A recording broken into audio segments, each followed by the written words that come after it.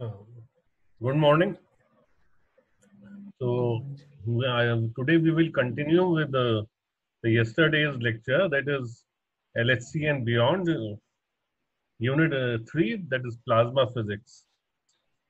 कल हम लोगों ने बेसिक प्लाज्मा एप्लीकेशंस देखे थे. पहले देखा था what is plasma, then applications of plasma और criteria for an gas to be a plasma. आज we will be dealing with interaction of laser beams with plasma or propagation of laser beams in plasma.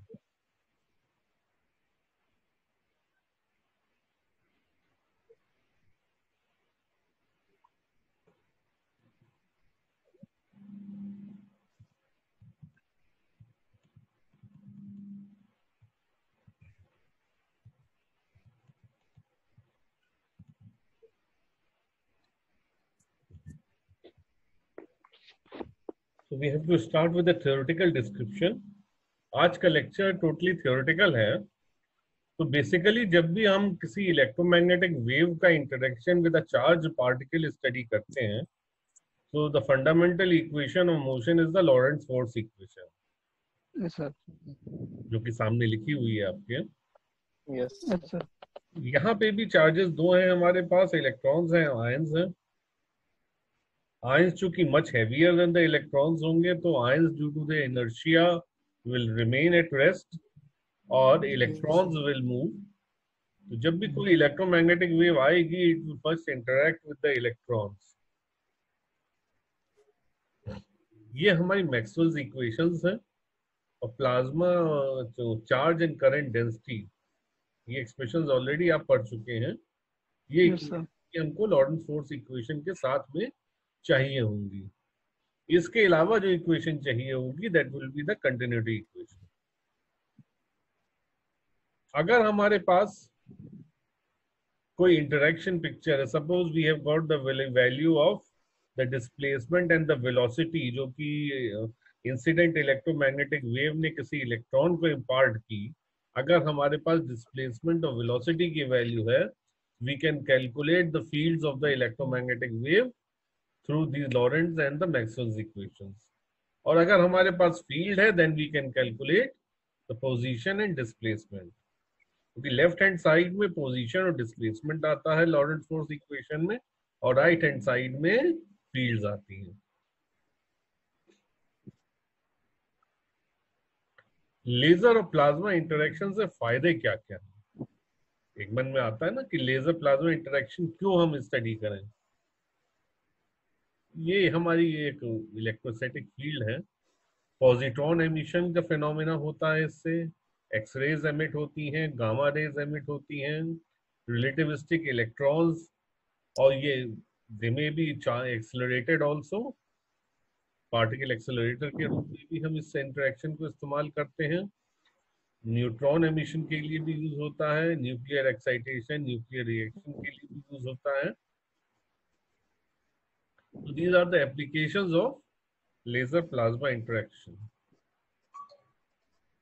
जैसे हम लोग पहले देख चुके हैं, plasma under dense कब होगा, क्रिटिकली डेंस कब होगा, और ओवर. इसी तरीके से एक क्वांटिटी हमारे पास है, amplitude of the incident electromagnetic wave. अगर E0 है तो उसके टर्म्स में, और फ्रीक्वेंसी ओमेगा है इंसिडेंट इलेक्ट्रोमैग्नेटिक वेव की, तो उसके टर्म्स में हम एक क्वांटिटी डिफाइन करते हैं, ए स्मॉल A0, जहाँ पे m is the mass of the electron, क्योंकि इलेक्ट्रॉन पे उसका इम्पैक्ट हमको स्टडी करना है. तो ये एक स्मॉल क्वांटिटी हम A0 डिफाइन करते हैं. इसी की वैल्यू 1 से कम है तो नॉन रिलेटिविस्टिक, 1 से थोड़ी कम है तो माइल्डली रिलेटिविस्टिक, और 1 से बहुत ज्यादा है तो अल्ट्रा रिलेटिविस्टिक.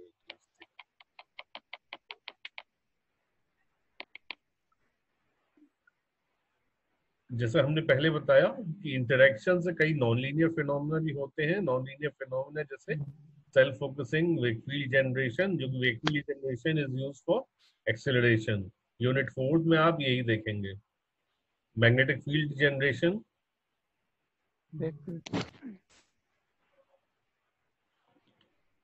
अब ये वेव प्रोपेगेशन प्लाज्मा में स्टडी करने के लिए हमारे पास चार बेसिक अप्रोचेज हैं।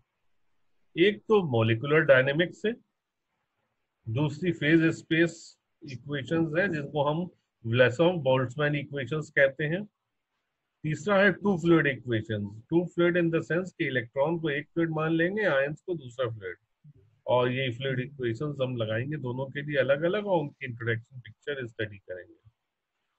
चौथा है मैग्नेटो हाइड्रोडायनेमिक्स, जबकि एक जिसको एक सिंगल मैग्नेटाइज फ्लूइड मान लेंगे। अगर हम टू फ्लूइड लें तो the temperature will be finite, collision less है और नॉन रिलेटिव। ये तीन एजम्पशंस हम करेंगे पहले, इसके साथ साथ आगे एजम्पशन जो होगा आयंस को वो बाद में बताएंगे। पहले ये तीन एजम्पशन हम कर रहे हैं कि हमारा टेम्परेचर है that is finite temperature that can be measured, collisionless है, we are not taking collision into account, चूंकि हमारा जो इलेक्ट्रोमैग्नेटिक रेडिएशन का मूवमेंट होता है that is relativistic, velocity of light से हम मूव करते हैं। Excuse me sir, collisionless मतलब इलेक्ट्रॉन इलेक्ट्रॉन कोलिजन या इलेक्ट्रॉन आयन कोलिजन? दोनों। अच्छा, ओके। दोनों हम कोलिजन कंसीडर नहीं करते हैं, उसका रीजन बाद में बता देंगे। और यहाँ पे प्लाज्मा नॉन रिलेटिविस्टिक है, जिससे कि हमको गामा नहीं लेना पड़ेगा।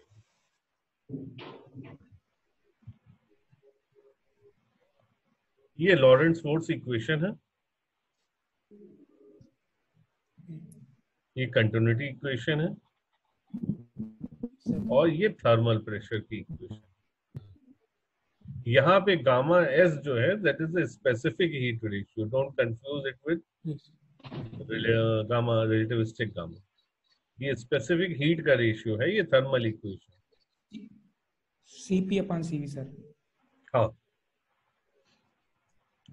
ये कंटिन्यूटी इक्वेशन है। कंटिन्यूटी इक्वेशन में रो की वैल्यू हम सब्स्टिट्यूट कर देंगे इन टर्म्स ऑफ वेलोसिटी, तो ये इक्वेशन इसमें रिड्यूस कर जाएगी और पी का टर्म जो पिछली इक्वेशन से यहाँ पे रख देंगे।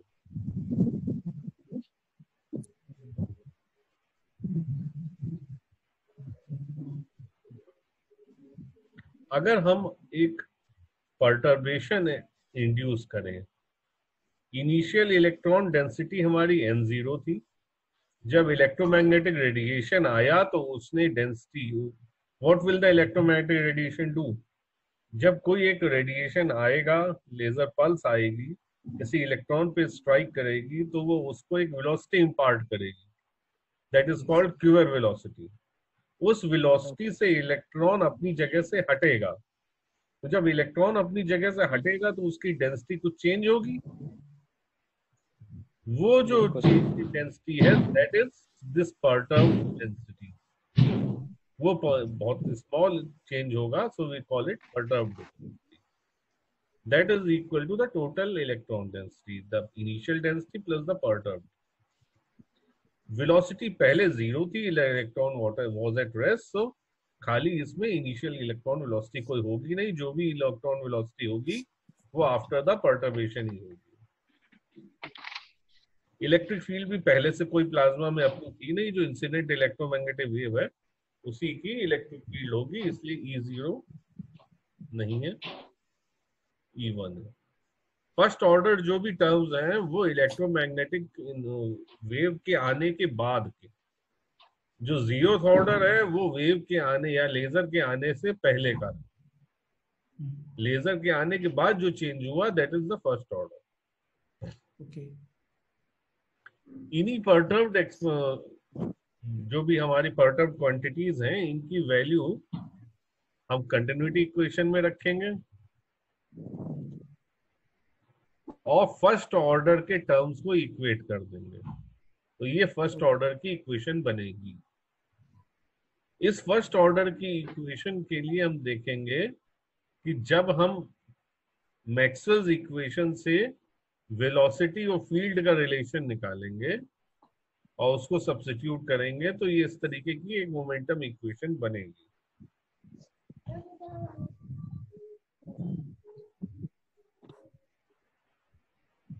फील्ड्स की इक्वेशन से फिर हम एलिमिनेट करते हैं दोनों फील्ड्स को, तो ये वेव इक्वेशन बनती है। वेव इक्वेशन आप लोगों ने पढ़ी होगी, ई और बी की जो फील्ड्स होती हैं उनसे जो बनती है वेव इक्वेशन, दोनों को कंबाइन करके फिर इसका सोल्यूशन कैसे निकलता है। एक एज्यूम सोल्यूशन मान लेंगे, A is equal to zero exponential, इसका डेल बाई डेल एक्स क्या होगा, it will be minus i k, del by del t है वो plus i omega plus i omega. Okay, जब इनको इस एज्यूम सॉल्यूशन को यहाँ सब्स्टिट्यूट करेंगे और सॉल्व करेंगे, we will get this dispersion relation.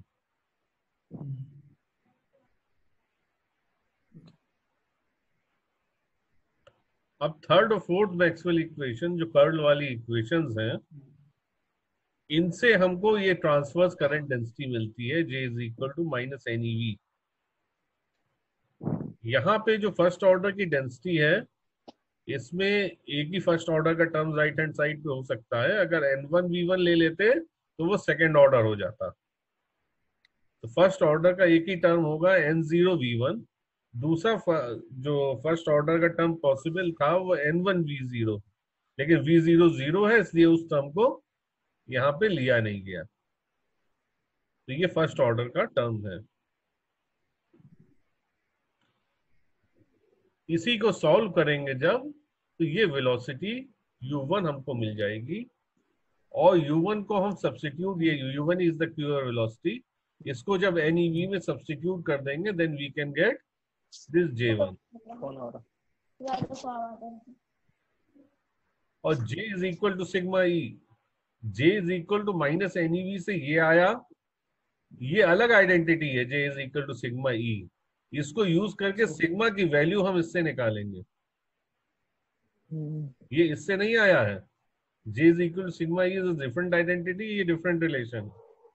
इन दोनों को इक्वेट करके हम सिग्मा की वैल्यू निकालेंगे।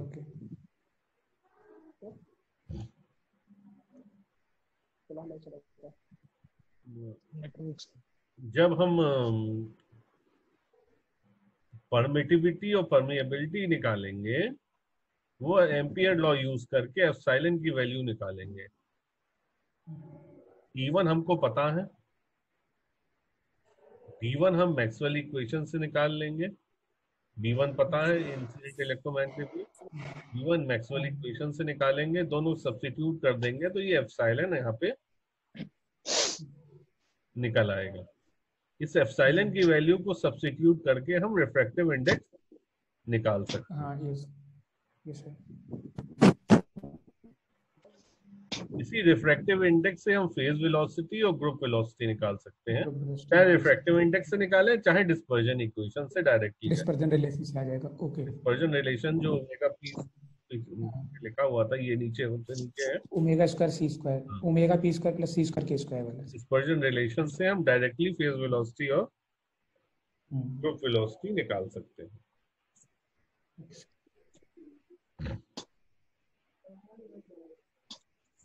अब non linear wave propagation, non linear wave propagation में अभी हमने ऑर्डर्स कौन कौन से बात की, खाली फर्स्ट ऑर्डर की बात की और जीरोथ ऑर्डर। फर्स्ट ऑर्डर की फ्रीक्वेंसी हमने क्या ली इंसिडेंट रेडिएशन की, IKZ माइनस ओमेगा टी। और अगर ये फर्स्ट ऑर्डर फिर से फर्स्ट, जैसे हमने अभी आपने कोई क्वेश्चन देखी है,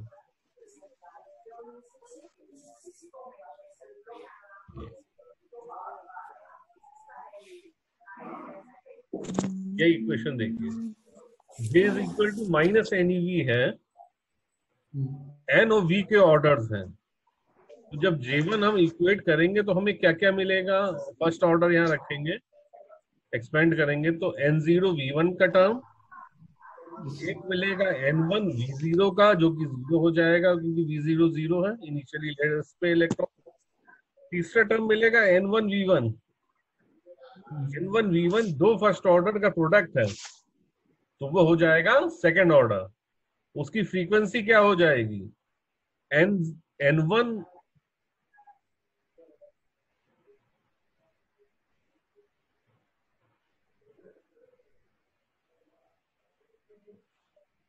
N1 में भी ये एक्सपोनेंशियल टर्म आएगा ओमेगा टी माइनस के एक्स, V1 में भी ये आएगा, जितने भी फर्स्ट ऑर्डर टर्म्स हैं उनमें ये ऑसिलेटरी टर्म आएगा।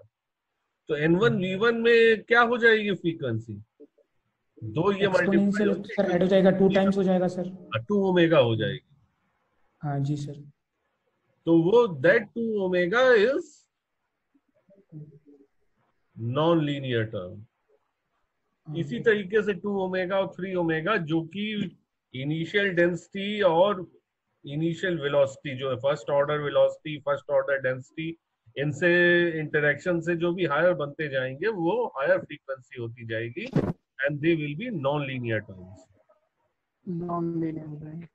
जो फ्रीक्वेंसी ओमेगा से ज्यादा हो, 2 ओमेगा 3 ओमेगा जो भी आएगी, they all will be non linear. Starting equation same है, वही मोमेंटम इक्वेशंस और मैक्सवेल्स इक्वेशंस,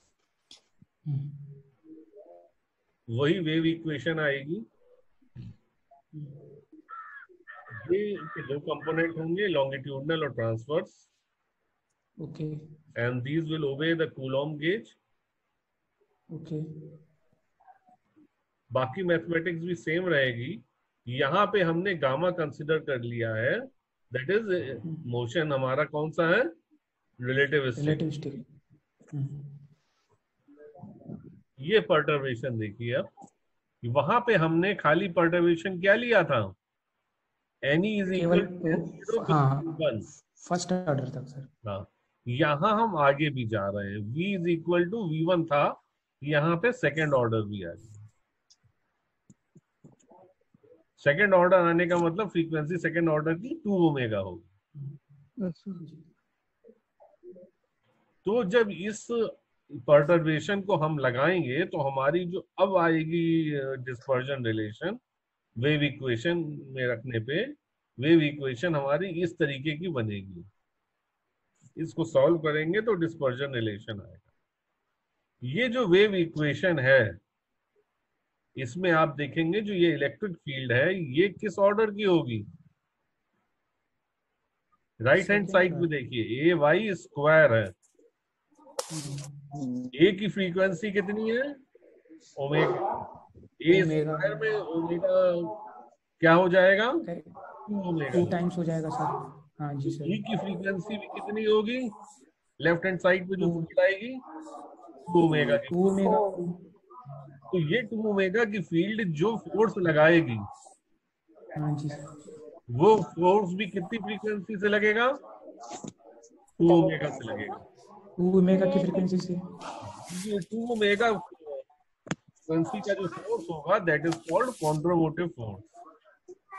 ओके।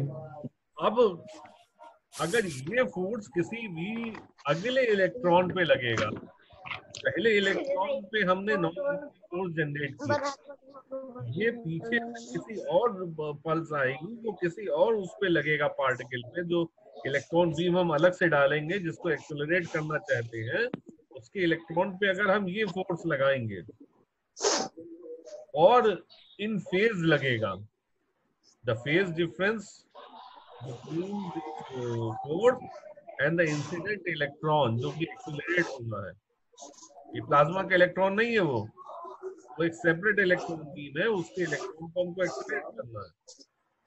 दोनों में अगर कोहेरेंस होगी, then the energy of this electron, plasma electron, will be transferred to the accelerating electron. तब वो जो इंसिडेंट इलेक्ट्रॉन, जो एक्सेलरेटिंग इलेक्ट्रॉन हमने डाला है, वो दैट विल बी एक्सेलरेटेड। इस एक्सेलरेशन को कॉन्ट्रोमोटिव एक्सेलरेशन कहते हैं।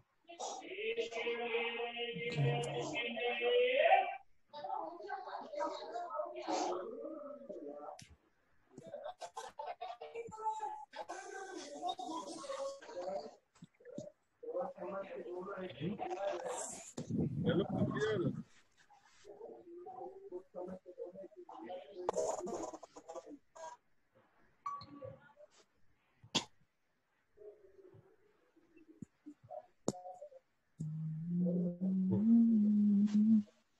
दूसरा जो प्रोसेस एक्सेलरेशन का है, ये तो एक तो 2 ओमेगा की फ्रीक्वेंसी से हमने जो फोर्स लगाया वो कॉन्ड्रोमोटिव फोर्स हुआ, उस फोर्स को एक इलेक्ट्रॉन पे लगा दिया और इलेक्ट्रॉन एक्सेलरेट हुआ, दैट इज कॉल्ड कॉन्ड्रोमोटिव एक्सेलरेशन। दूसरा जो Okay. चीज इफेक्ट होगा, जैसे आप एक देखें जब एक नाव चलती है, हाई स्पीड बोट चलती है, तो पीछे इस तरह से लहरें छोड़ के जाती है अपनी। जी सर। ये लहरों में भी फोर्स होता है अच्छा खासा। तो अगर कोई फील्ड आगे जा रही है, लेजर फील्ड आगे जा रही है जिसको इलेक्ट्रिक मैग्नेटिक फील्ड है, वो अपने पीछे भी कुछ फील्ड छोड़ के जाएंगी। दोज फील्ड्स आर कॉल्ड वेग फील्ड। ये वेग फील्ड लेजर के आगे बढ़ने के बाद उसकी टेल में उत्पन्न हुई है। ये लेजर पल्स के आगे भी हो सकती है और पीछे भी हो सकती है। इस पल्स पे ये जो लहरें हैं, हैं, अगर इन पे कोई देंगे, आवाज इको कर रही है सर, आवाज इको कर रही है। जब आप लोग अपनी आवाज, आप लोग की आवाज जो आ रही है, बीच में जो डिस्टरबेंस आ रहा है,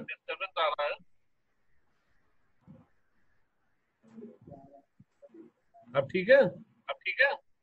यस सर, कंटिन्यू सर। जो इस तरीके की जो वेग फील्ड बनी है, इस वेग फील्ड पे अगर एक अगला इलेक्ट्रॉन एक आएगा और वो इन फेज होगा with this field, then that electron will be accelerated. ये वेग फील्ड एक्सेलरेशन का बेसिक प्रिंसिपल है।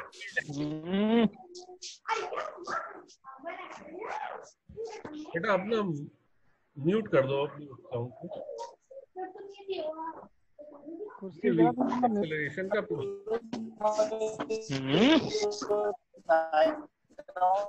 ये वेग एक्सेलरेटर जो है, जरा तुम म्यूट कर लो अपना। अभी तक जो कन्वेंशनल एक्सेलरेटर्स थे, जो RF कैविटी के लीनियर एक्सेलरेटर यूज किए जा रहे हैं, उनकी जो बेसिक एक्सेलरेशन स्ट्रेंथ है कि अगर 1 मीटर का एक्सेलरेटर है, that will give me a gain of 50 MeV। लेकिन अगर प्लाज्मा बेस्ड एक्सेलरेटर है तो 1 millimetre of the length will give me a gradient of 100 MeV। यानी कितने टाइम 1 मीटर की जगह हमने लिया 1 मिलीमीटर। अगर ये 1 मीटर ले लेते तो क्या होता, 10 to the power कितने MeV हो जाता?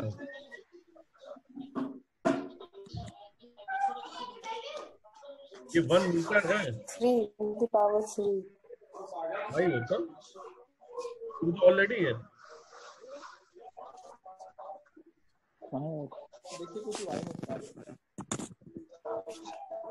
ये कॉन्सेप्ट जो था सबसे पहले लेजर वेग फील्ड एक्सेलरेशन का 1979 में ताजिमा और डॉसन ने दिया था through their paper in physical review letters. ये उनका रिसर्च पेपर बैकग्राउंड पे है।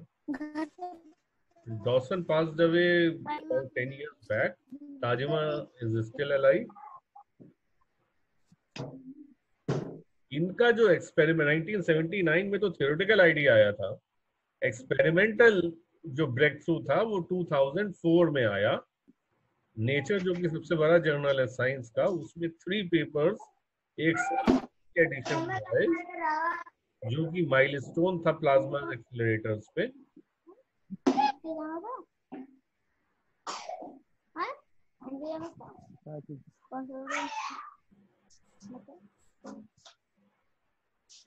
जो भी हमने बात कही ये उसी का समराइजेशन है।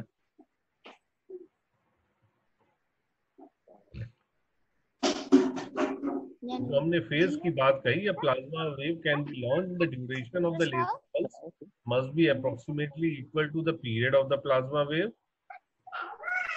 As the pulse rises and falls, the plasma electron density oscillates. यही plasma frequency होगी. The force doing this is the ponderomotive force working along the direction of the pulse, and the results in the generation of a plasma wave in the wake of the laser pulse. तो ये second order ponderomotive force है ये खुद भी accelerate करेगा electron को और एक सेकेंड ऑर्डर की इलेक्ट्रिक फील्ड भी क्रिएट करेगा।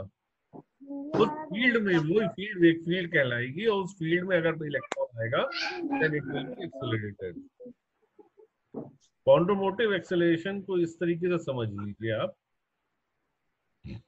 ये क्वांटम मोटिव फोर्स है जो कि एक एक्साइटेड प्लाज्मा वेव देती है। इस पे अगर इलेक्ट्रॉन्स आएगा then they will be accelerated. ये एक्सेलरेशन दो तरीके से हो सकता है। पहला है प्लाज्मा वेव फील्ड एक्सेलरेशन।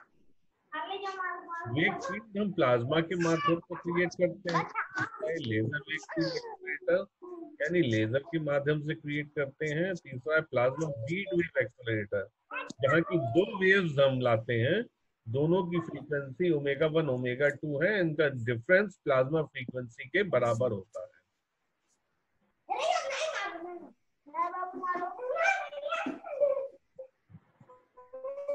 चौथा है self modulated laser wave field accelerator. ये जो चारों एक्सेलरेटर्स हैं इनके बारे में आप में पढ़ेंगे। फील्ड एक्सेलरेटर यूनिट 4 में आपको पढ़ना है। यूनिट 3 का स्कोप इतना ही था, बाकी यूनिट 4 में पढ़ना है वेव फील्ड और इसके एक्सेलरेटर्स के बारे में।